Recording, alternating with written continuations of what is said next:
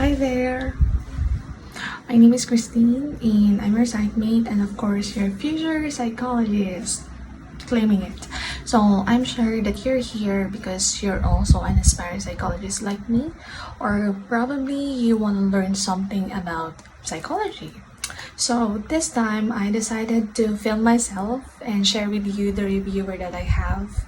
I made it actually for upcoming board exam. So this time my reference is Feist and Feist, and in this episode we're going to talk about the introduction to the theories of personality.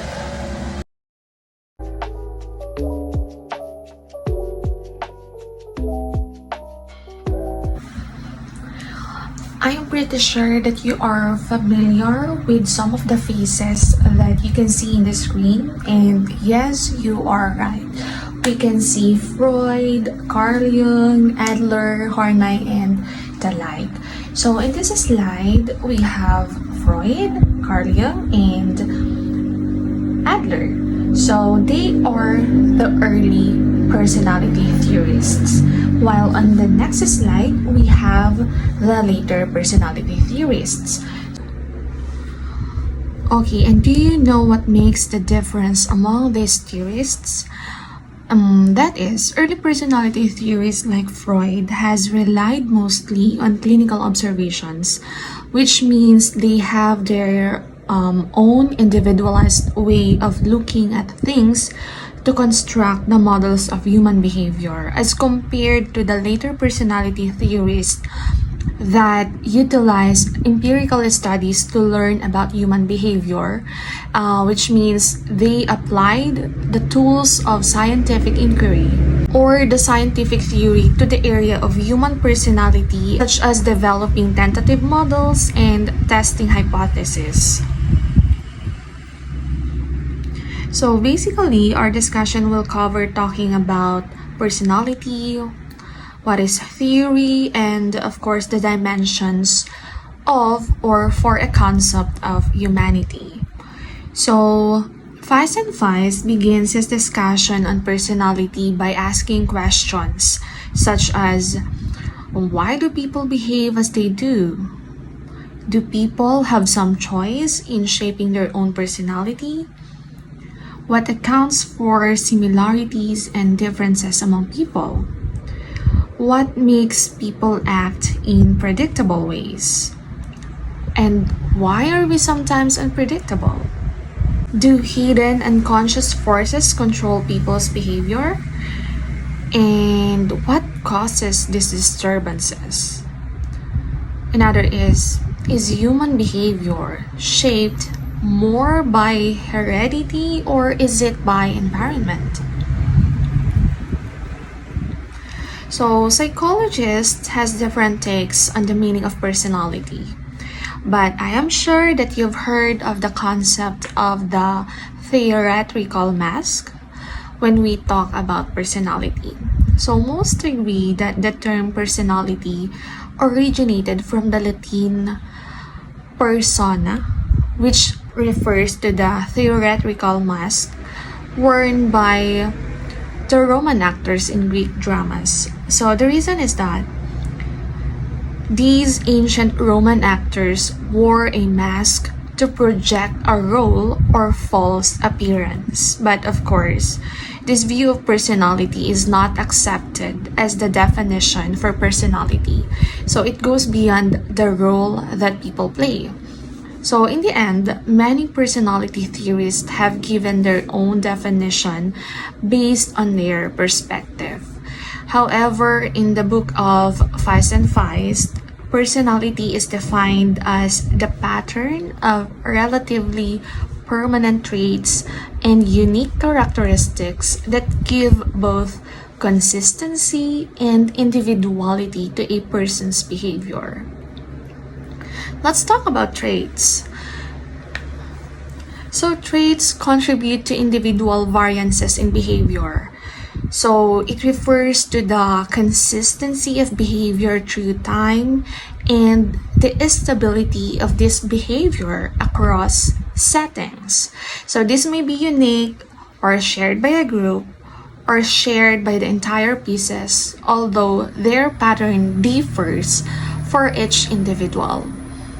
So, as a result, each person, each of us, while similar to others in certain aspects, has a distinct personality. So, you have probably heard of the big five personality traits. So, we have the openness, conscientiousness, extroversion, agreeableness, and neuroticism. Well, on the other hand, individual characteristics include the temperament, the physicality of the person, and the intelligence. So, of course, some examples of characteristics you notice: being loyal, being honest, or being selfish, courageous, and the like. You know a lot of it. Okay, now let's talk about what is theory. It is important to talk about this in the evaluation of the theories of personality. So, theories in science are tools for generating research and organizing observations. But of course, we have to remember that theories are neither truth nor fact. Okay, so it is defined, or a scientific theory is defined as the set of related assumptions that allow scientists to use logical deductive reasoning to formulate testable hypotheses. So, in other words, theories are systems of ideas that can explain the certain aspects of human thoughts, behavior, and emotions. Okay, so all theories reflect their author's personal backgrounds, their childhood experiences, their life philosophy, their interpersonal interactions, and of course, their distinctive way of viewing the world. So, because observations are colored by the observer's frame of reference, there may be a wide range of ideas. So, the usefulness of this theory is determined not by its common sense value or agreement with other theories, but by its ability to stimulate research and explain the research data and other observations. Well, other than that, the criteria of a useful theory includes being falsifiable. That is, it can be evaluated on its ability to be confirmed or disconfirmed. However, one should remember that this is not the same with the term false. So they are not the same. So falsifiable is not the same with the term false. Okay, so being falsifiable means that the negative research results will refute the theory and force the theorist to either discard it or modify it. Next, it organizes data in a way that research data should be classified according to their compatibility to create meaningful findings. Okay, so another criterion, of course, is it guides the practitioner, the researcher, to actions that should be taken to address problems. For instance, so we have different professions. So we have teachers, doctors, psychotherapists, psychologists, and these different professions are confronted with lots of questions. So a good theory provides a structure for finding many of those answers. Okay, but remember also that it is not necessary for a useful theory to be consistent with other theories, but it must be consistent with itself. Okay, so it doesn't matter if it is not consistent with others, it must be consistent with itself. So Feist and Feist said that an internally consistent theory has logically compatible components. It employs language in a consistent manner. So it does not utilize the same term to signify two different things nor does it employs two distinct phrases to refer to the same concept. Okay, the last one criteria for a useful theory is that it is parsimonious. So that is being simple, being straightforward. So in developing a theory of personality, psychologists usually or must start with small, and they avoid broad generalizations that aim to explain all human behavior. So for example, let's have Freud. So Freud began with a theory focused mostly on hysterical neurosis, and then he gradually broadened it over time to incorporate more and more of the complete personality. So these criterions are used for the evaluation of personality theories. And as we have said earlier, the theories on personality reflect their authors' personal backgrounds, their childhood experiences, their life philosophy, interpersonal interactions, and of course their perspective or their distinctive way of viewing the world. So personality theories differ on fundamental questions about the nature of humans, and as such, each personality theory represents the author's view on humans. So these assumptions are based on numerous broad dimensions that distinguish different personality theories. And we will now tackle the 6 of these qualities that serve as a foundation for examining each theorist's concept of humanity. So the first dimension is determinism versus free choice. So the questions goes like this: are people's behaviors determined by forces over which they have no control, or can people choose to be what they choose to be or what they wish to be? Another is that can behavior be partially free and partially determined at the same time? So despite the fact that the debate over determinism versus free will is more philosophical than scientific in nature, the theory's instance on the matter affects how they view people and how they view humanity. So the conflict between pessimism and optimism is a second issue, or is a second dimension for the concept of humanity. So people can change and develop into psychologically healthy, joyful, fully functional humans, or are they doomed to live wretched, conflicted, and disturbed lives? Okay, so in general, the determinist personality theories are pessimistic. So Skinner is a notable exception, of course, while those who believe in free will are typically optimistic. So, these two dimensions actually are related to each other. And another dimension for viewing theorist concept of humanity is what we call as the causality versus teleology.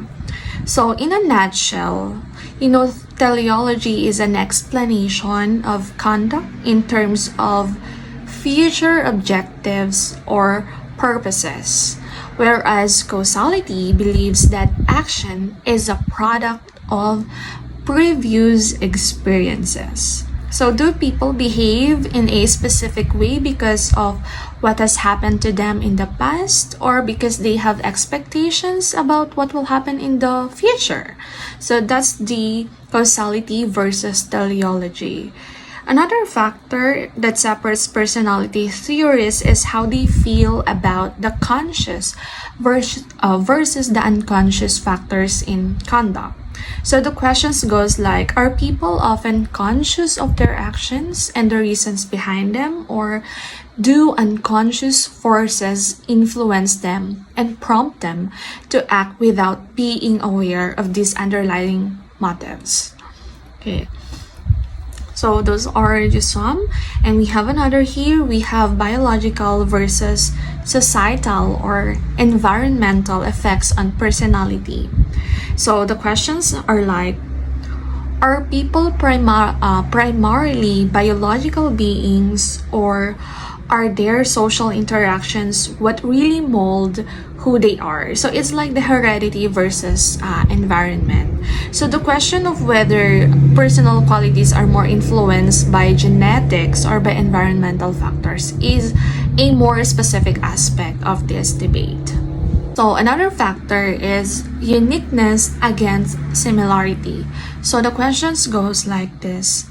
Are people's unique qualities what make them stand out, or is it their shared traits? Okay, should the study of personality focus on the characteristics that unify people or the characteristics that differentiate them? So, each personality theory reflects the distinct personality of its creator or its author or the researcher or the theorist.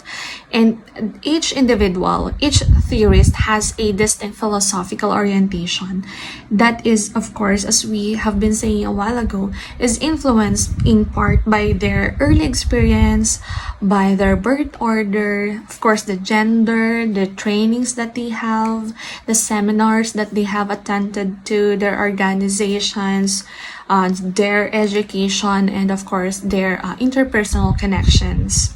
Okay, so these distinctions aid or help in predicting whether a theorist will embrace a causal or teleological explanation, or being pessimistic or optimistic in nature, or believe in free will, or be deterministic. Okay, and of course the like. So we have studied the personalities of people for as long as we are alive. So we may note that some people are talkative and extroverted, while others are reserved, quiet, or silent. So we have classified them actually as extroverts or introverts. And of course, there is also what we call as the ambivert. In between, there are times that she can be introvert. There are also times that she or he can also be extrovert, depending on the situation. So, but are these labels that we put on people usually correct?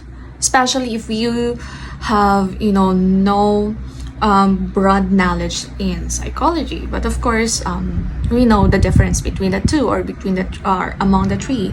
So there's a question that goes like this. Are extroverted people always the same? Are they all the same? Or is it possible to categorize everyone as an introvert or extrovert or ambivert?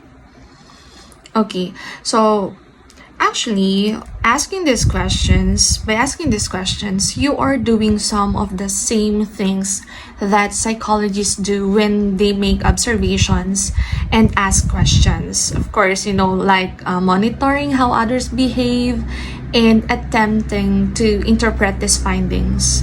However, the difference is that psychologists strive to be systematic in nature, just like the other scientists, so that their predictions is reliable and correct. Okay, so to enhance these predictions, psychologists employ assessment tools. Okay, so we use assessment tools. So these instruments, of course, must be legitimate and be reliable in order to be effective. And it can be measured by how consistently it produces results in order for it to determine if it is reliable measurement device. Okay, so even if personality tests are trustworthy, they cannot be, or they may not be accurate or valid all the time. So the extent to which the instrument measures what it is intended to measure is known as its validity.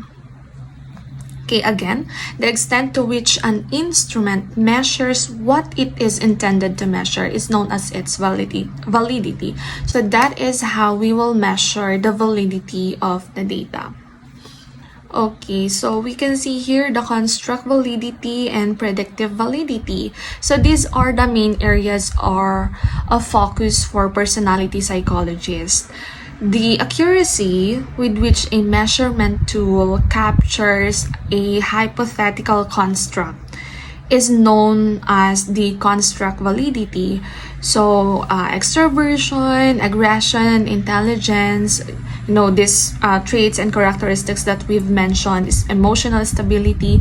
These are examples of hypothetical variables that should be related to observed variable but have no physical counterparts. Yes, of course. So that is an example of, where we can use construct validity. Another is the convergent validity, divergent validity, and discriminant validity. So these three are crucial types of the concept validity. Okay, so there is convergent construct validity for a measurement device to the degree to which results from that instrument strongly correlate with the results from a number of reliable measurements of the same construct. Okay, let's say an extroversion focused personality test, for instance, should be correlated with another extroversion focused test or additional traits that are known to be correlated with extroversion, such as we have assertiveness and sociability. That is the convergent construct validity. Okay, results from one instrument should strongly correlate or converge with the results from a number of reliable measurement of the same construct. Another is the divergent construct validity. So this exists when an inventory has low or insignificant correlations with other inventories that do not assess that construct. Okay, for example, the extroversion questionnaire should not be highly connected with social desirability, emotional stability, honesty, or self-esteem. Those traits or characteristics that we've mentioned. So you can see the difference between the two. So again, for the first one, we have the convergent construct validity that says the results from the instrument should strongly correlate with the results of the number of reliable instrument from this same construct. While on the divergent construct, there should be low or insignificant correlation with other inventories that do not assess that construct. Okay, I hope that's clear. Alright, we still have one. So, if an inventory can distinguish between two groups of persons who are known to be different, it has discriminant validity. From the word itself, discriminant. It can distinguish between two groups of persons who are known to be different. Okay, for instance, we have again, let's use the extroversion again. So, extroverts. So, extroverts should perform better on a personality test assessing extroversion than the introverts. Okay, that's according to the theory. That's discriminant validity. Okay, let's talk about predictive validity, or the degree to which a test predicts some future behavior. Okay, for instance, if a test of extroversion correlates with future actions like smoking, performing well on academic performance exams, taking risks, or any other independent criterion, then that means it has predictive validity. The majority of the personality theorists, most especially the early personality theorists, did not actually make use of these standardized evaluation theories.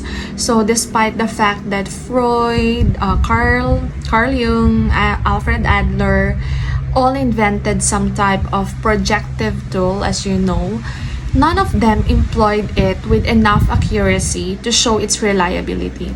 However, as researchers and clinicians endeavored to assess the units of personality outlined by these early personality theories, they develop a number of standardized personality inventories. Okay, so that's the coverage of the introduction of personality theories. On the next episode, we're going to talk about the levels of mental life. So in the concept of humanity, we have mentioned one issue, which is their concern unconscious versus unconscious. So we're going to delve into that topic on the next lesson. So I'll see you there. Bye bye. Thank you.